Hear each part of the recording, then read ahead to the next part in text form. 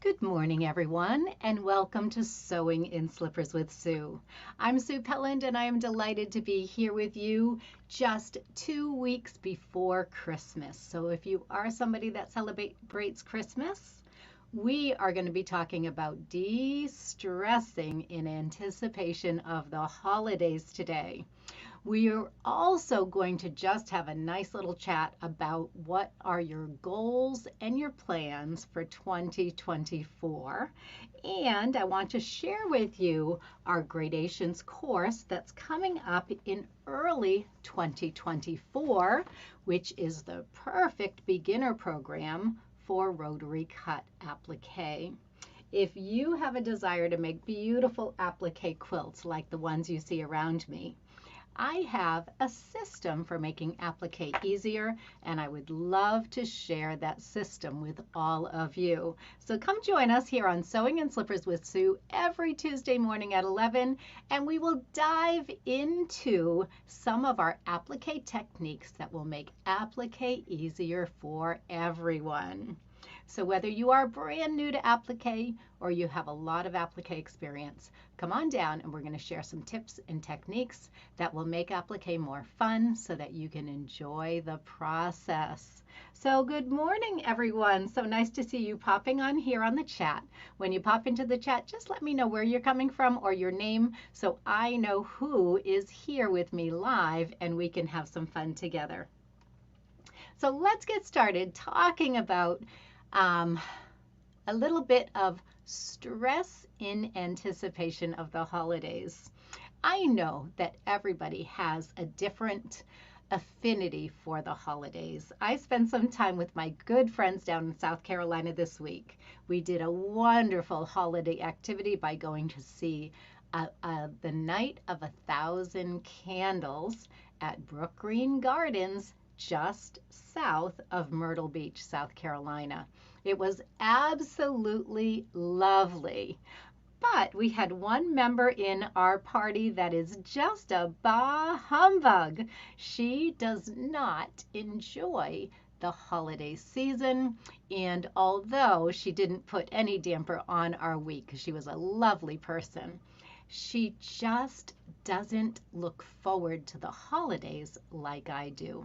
And I know that's true for many of my friends and my quilter friends as well. There are so many mixed emotions that come up around the holidays, whether you are missing someone, and I know that's such a reality for so many of our quilters to be missing an important part of themselves, an important part of their family over the holidays, and that can be a very, very difficult time. Or you're in a stage of your life, as I am, where you have family and friends surrounding you for the holidays, and there's nothing more that you look forward to than getting together with all of those family and friends and putting together a wonderful holiday celebration. So everybody comes at this from either one extreme or the other. And whether that's you up here at the delighted extreme, or it's you down here at the disappointed, maybe depressed, maybe just not at all excited, maybe you're a little bit of a bah humbug, I want to speak to all of you on how we can make our holidays a little more joyous, a little bit more festive. Okay? Well, good morning, Mary Pop from Michigan. So nice to see you. And Lynn from Vermont, thank you. Sue, you're in Dartmouth, Mass, and you are watching on Sewing in Slippers. You love the videos with the slippers. Thank you so much. Debbie West from Cape Cod, welcome. So nice to see you. And Kathy from Ohio, excellent. Thank you all for being here. Now, again, I know we are reaching a wide variety of people, whether it is my usual followers, like many of the people that are here commenting right now, or you're catching me for the first time on Facebook Live or on YouTube. We're here every Tuesday morning to talk about applique, but sometimes we get into more than just applique, because even though applique seems to be my whole life, it's not. There are so many aspects to our lives outside of the quilting world. Barbara Kahn from Wisconsin, welcome. So glad to see you here. So, what I want to talk about first is prioritizing for the holidays. I just spent a week away with some friends and I came home just a little bit stressed. When I got home, the lights were blinking on my Christmas tree. My village hadn't yet been put up. My house looked maybe like a storage unit with boxes everywhere, and my Christmas decorations not yet finished. I came home with a little bit of stress, saying, how am I going to get everything done before the holidays? So, right now, together, I need to take a nice de-stressing breath. If you're feeling a little bit stressed before the holidays, maybe you have a lot of sewing projects to do, maybe you have a lot of cooking and baking that you need to do, maybe you are stressed about the holidays because you don't have family to spend that holiday with, maybe you're just trying to figure out what you're going to do for a holiday dinner by yourself, and what are your activities going to be doing for that day to make you to help you get out of that little bit of a slump. I would like to take a few cleansing breaths all together because I think it's so needed at this time of the year. So please just close your eyes, and I want you to breathe in deeply, and I want you to breathe in for a count of 3, and then you're going to hold that breath, and then you're going to exhale for a count of 6.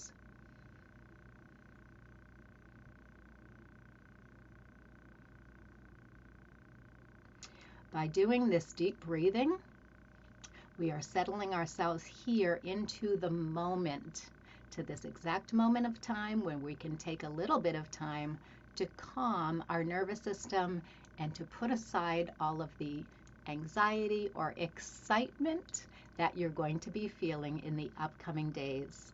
So I want you to do that with me 2 more times. We're going to breathe in to a count of 3. 1, 2, 3, and then hold that breath. And I want you to breathe out to a count of 6. 1, 2, 3, 4, 5, 6. That deep breathing really helps to clear our palate and clear our mind of all of the craziness that's going on at this time of the year. So let's do that deep breath one more time. We're going to breathe in for a count of 3. 1, 2, 3. Hold that breath at the top and breathe out. 1, 2, 3, 4, 5, 6. Okay. I know that I always feel a little bit more centered when I've taken those 3 deep breaths all the way down to my core, and usually that's a great idea to do at the very beginning of the day. Now, as you're taking those 3 deep breaths in and settling your mind, it's always good to set an intention for your day or even for your week. And in this case, I think we're going to set our intention for the next 2 weeks before the holidays begin. So, after such a busy traveling trip and getting home and seeing my sewing room like it blew up and there's so much going on, I hadn't even cleaned up from last week's program. Those calming breaths are such a great way to start anything new, whether it's a new quilting project or you need time to tidy up your space. It's always good to stop and set that intention of what you're planning to do and how you want that to make you feel, and then take those 3 cleansing breaths. So how do I want those 3 cleansing breaths to make me feel? I want to invite in that peace and that serenity and that sense of calm that's going to help me to focus on all of the things I need to do coming up. So I have 2 weeks, and we all have 2 weeks to get ready for the holidays. Now, maybe you have a whole bunch of finishing it up projects that you want to get done before the big day. Maybe you're making quilts for your loved ones, or stockings, or bowl cozies for gifts. I know I have a lot of those things yet to do. So I want to think about intentionally where I'm going to realistically fit those things into my day. So I'm going to invite you to just grab a piece of paper and let's think about those next 2 weeks. What is the best time of the day for you to get started? Do you like to wake up and tackle a project right as soon as you get started? Or are you a night owl? Do you like to work on things in the evening when your house is quiet and everybody else has gone to bed? So think about the best time of the day to put in those 23-minute blocks. Then I want you to grab your timer, and at that time of the day, we're going to break up our to-do list into 23-minute increments. Now, I love that 23-minute time frame because I can fit 2 of those in an hour and still have time to run out, use the restroom, get myself a big glass of water, warm up that coffee, and then get right back to another focused 23 minutes of time. Now, I'm saying focused because my biggest issue with getting things accomplished is the distractions. So for that 23-minute time period, I'm not going to look at my phone. I'm not going to look at the computer or my email. I'm simply going to focus on the task that I have at hand. So for example, I need to make some bowl cozies. So I'm going to spend my Saturday getting bowl cozies completed from start to finish. So in 23 minutes today, I'm going to make sure I have all the supplies I need for Saturday to get everything to knock out those bowl cozies one after the other. And I might spend 2 or 3 hours doing bowl cozies, but because I'm going to do that as an assembly line, I'm going to get them done lickety-split. I'm going to get them done very quickly. I might even be able to spend my Sunday making those beautiful wool mittens that I showed you last week. So before I left for South Carolina, I took one little block of time, one little 23-minute time block that was on my calendar, and I got my my wool sweaters washed and ready to go. So I know that when I have a good block of time, I'm going to be able to knock out those mittens. So those are a couple of projects that I have to get done. So I've scheduled my Saturday and my Sunday all for sewing, and what a treat that is. So in the meantime, I have some small blocks of time this week. So what I've decided to do is today and tomorrow, I'm going to finish up my decorating. And then for the rest of the week and all next week, those little 23-minute blocks are going to be used for making cookie dough. So I have about 5 or 6 recipes for Christmas cookies that I just have to get to. They have to get in there. And I know that in a small little 23-minute window, I'll be able to measure out all of the ingredients for each batch of cookies. I might even get to mixing up that batch cookie dough in that 23-minute period.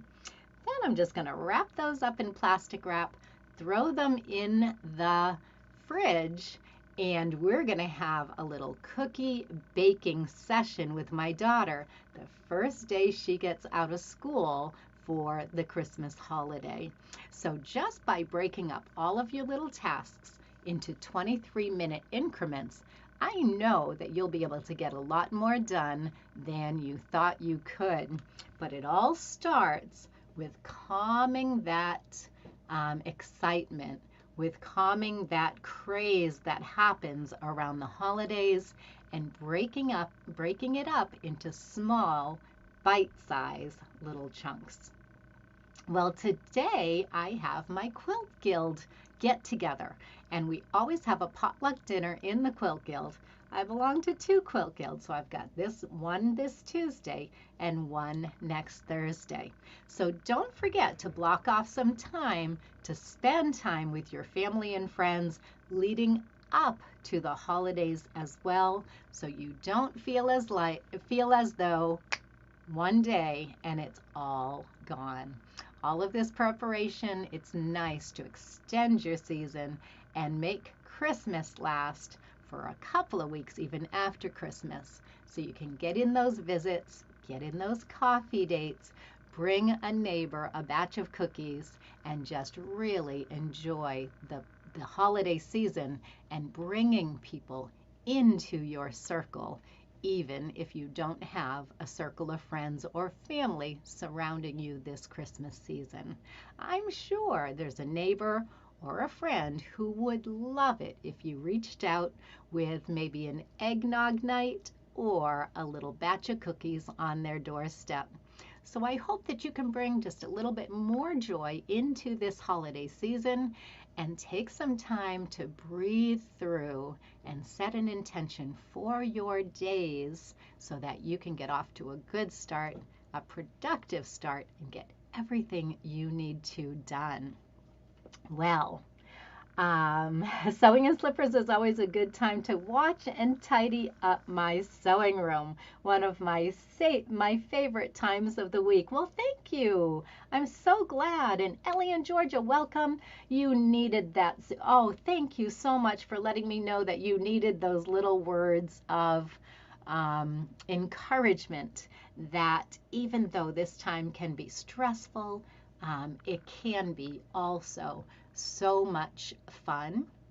And even if it's not a fun time of the year for you, you can intentionally do some things to bring joy into your heart and enjoy the season.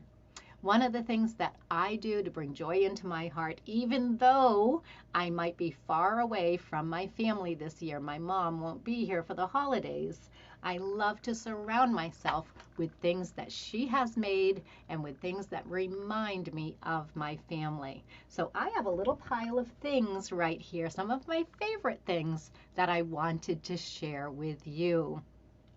Today on Sewing in Slippers, I'm not going to be making anything because I have those bowl cozies to make. I have my stockings that I need to embroider on the names.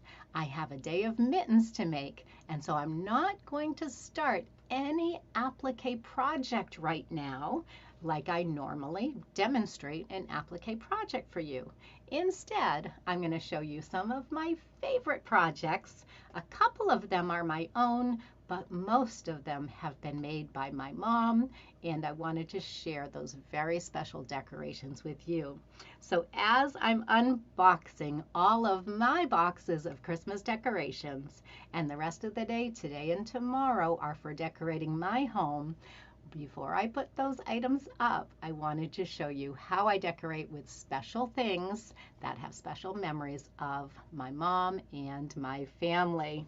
Okay, so let's get started doing a little show and tell of a few of my favorite things. Now, one of my favorite things that I have made for the holidays is Season's Greetings.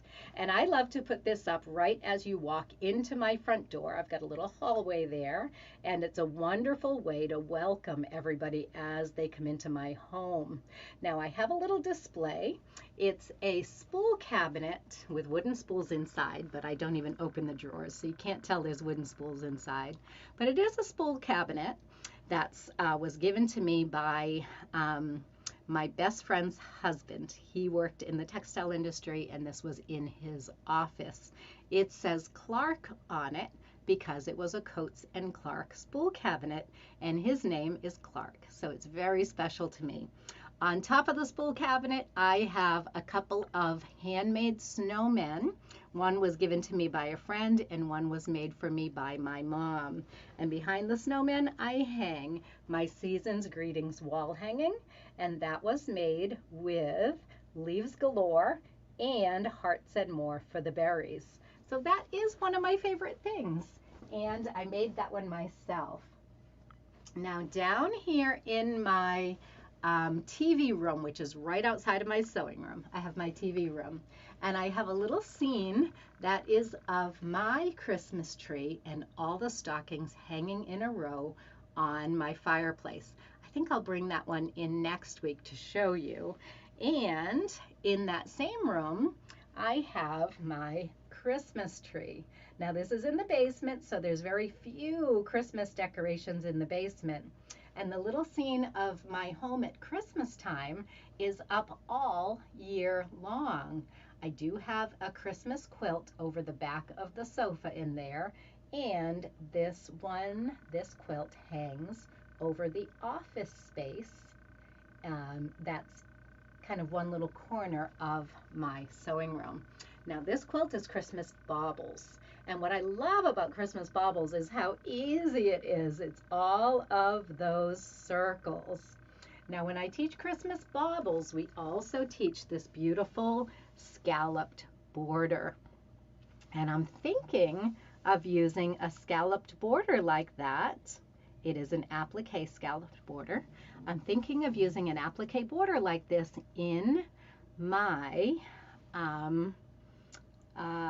Almost in Baltimore quilt. So one of the projects that we have for our Ahead of the Curve members coming up in the first quarter of the year, we're going to finish up our Almost in Baltimore blocks, and then we're going to be designing our applique borders for that quilt. So this idea could beautifully be used on the Baltimore quilt. It'd be a very traditional way to finish that Baltimore quilt. And we're going to have a session on applique borders. So I love that quilt. That's going to go right up here in my TV room. Now this is a quilt that I made years ago, and there is a pattern for it. I am not the creator of this pattern. I just made this in 2006. This is a nativity that hangs over my sofa in my main living room. Now I've made two side panels that show the three wise men and the shepherd and his sheep. Now I did not finish all three panels for myself. I've made this for my best friend Dawn, and it hangs in her home with all three panels. That triptych is beautiful. I just have the center panel for myself because I ran out of this wood fabric right here, so I couldn't make all three panels look identical with that fabric choice for the wood, so I just gave up and I never finished the two side panels. But I love this piece, and my entire living room is decorated with nativity scenes. I am Christian, I am Catholic, and I believe in the reason for the season. So I decorate my home with nativity scenes as well as Santa's. I do have a Santa collection as well. So it's not just a religious holiday, although that's the main reason for Christmas for me, but it is also a wonderful time to get people of all faiths together and to celebrate Christmas and just let them know about my faith and why I believe in Christmas. And let me tell you a little story. My daughter was dating a guy from India, and they were really special to each other. They really have a wonderful relationship, but they're not going to end up together, yet they're still very good friends. So this year we have my friend Raj, who was my daughter's ex-boyfriend, coming for the Christmas holiday. Now he's never celebrated Christmas before. He's totally interested in the Christian faith, just wants to learn more about it. He is a Hindu person, but he would really love to come to midnight mass with us on Christmas and to experience what it's like to celebrate Christmas in a Christian household. So Raj is coming for Christmas Eve with us. He's going to stay overnight here, and then we will celebrate Christmas Day together.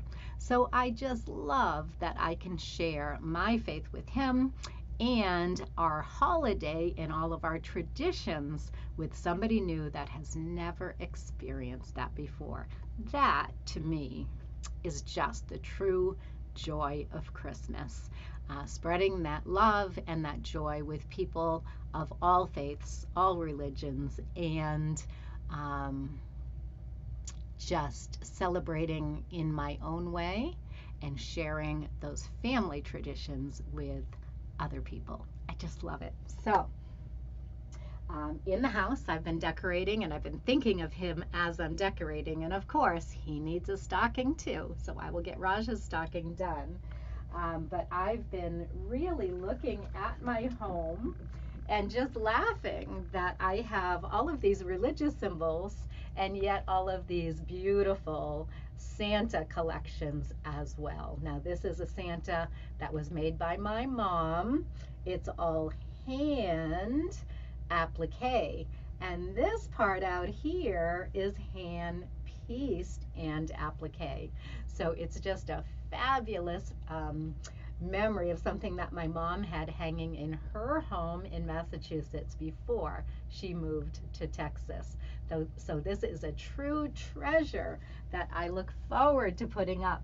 And as I'm going through my home and looking at it through the eyes of my Hindu guest, I'm realizing that I have quite a mishmash of religious symbols and also just general Christmas symbols. And I hope that's not confusing for him, but I think it will be a fun topic of conversation in the way that we celebrate our holiday. Now, I just love these little wool projects. And this little wool piece was made by a friend of mine in my quilting guild. And at one time in our quilting guild, we had a little swap for Christmas. We do that quite frequently. And this special one was made by my friend Barbara in my quilting guild. And I love putting this up near my Santa collection, which is in my dining room. So the dining room is the Santa room, and this little guy goes right up on the wall there. So that's another special memory. Now, because I collect nativities, I have this beautiful nativity scene that my mother made. It is all wool, and she has embroidered the stars and that beautiful archway of the greens and berries. So this is another treasure that I just love. And look at how simple yet how absolutely beautiful it is with all of the embroidered elements, all of the little animals there. This one is really truly special, and it goes just near my Jim Shore nativity. My mom had a Jim Shore nativity, and for those of you who don't know Jim Shore, he designs with quilt motifs. So my Jim Shore nativity, every wise man is wrapped in a robe of a quilted design. The angel has a beautiful quilted dress, and every element about it is a combination of Christmas and quilting, and it truly is a treasure, because that was my mom's nativity, and now I have that one as well. Boy, you might wonder what my sisters have from my mom's collection. And you know, it truly is, it is true that I have most of my mother's handmade items for Christmas. I'm going to have to run it by my sisters and see if there's anything here that they would really like to have for Christmas. Somehow I ended up with all of them, but I have a feeling that my mom has made some very special things for them as well over the years. This is a Christmas table runner, and I remember my mom making this back in the early 80s. This is one that we made at our quilt shop, and it has a beautiful Debbie Mum fabric line in it. if you remember that name from years and years ago. And it's just a touch of applique, a little bit of piecing, some beautiful hand quilting. I absolutely love this piece, and I use it on my sideboard in my dining room. And then the last thing I'm going to show you today, again, memories of my mom. These are placemats that she made with a little pieced tree, and that tree has a little bit of rickrack sewn into it. And I just think that is the sweetest little tree. I don't remember the pattern, but this is something that you could whip up for a holiday gift in no time at all, and it really has been with me for probably the last 10 years or so, and I love bringing out all these little quilted touches to celebrate the holidays. Well, I hope that you are starting your own holiday traditions with your family and thinking about who's going to be the caretaker of all of your holiday goodies when it's time to maybe break up your home, move into a smaller home. Possibly if you go into assisted living or independent living, I want you to think about how you can find a beautiful way to distribute all of your holiday treasures that you don't want to keep or you won't have the room to keep. What we did in my family is we all gathered around at my mom's home when she was moving, and my sisters and my brother were all there, and we went around in a circle and we all chose one thing at a time that my mom had spent some time. She really had laid everything out. All of her Christmas ornaments were out on the table, and we went around one at a time until all of those items were distributed evenly with all of the kids. So it's instead of having that time be something that's sad and difficult to do and divisive amongst your family, wouldn't it be nice to make it a party and make that a fun time? And maybe Christmas time, when you have everything all over your home and your loved ones gathered around together, maybe Christmas time is the time to do it. And it doesn't need to be this Christmas, but it's something to think about. Who will be the caretaker of all of your things? Who will receive your most special quilts and all of those memories, all of those items that have been in your family for years? Let's make it a positive experience, and let's include everybody in those decisions so that it becomes fun rather than difficult.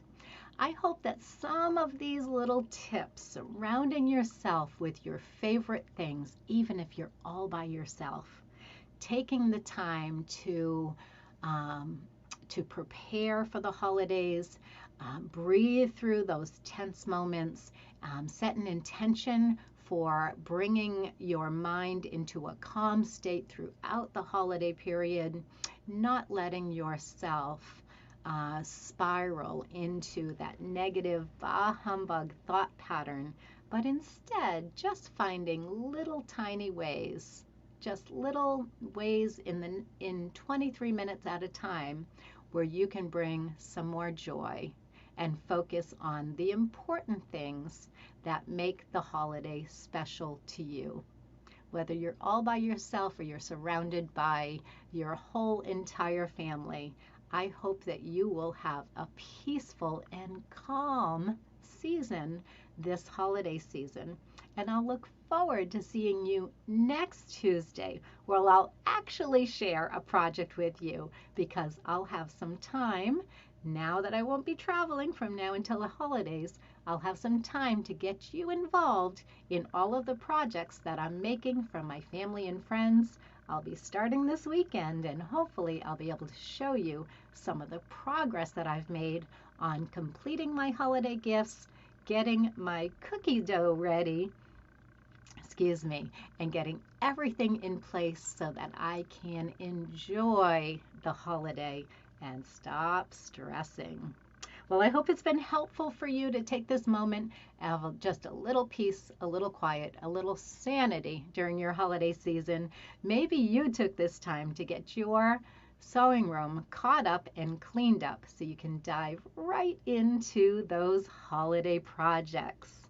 Until next time, I'm Sue from Sewing in Slippers with Sue, and I'm wishing you a very beautiful and peaceful holiday season. Bye, everybody.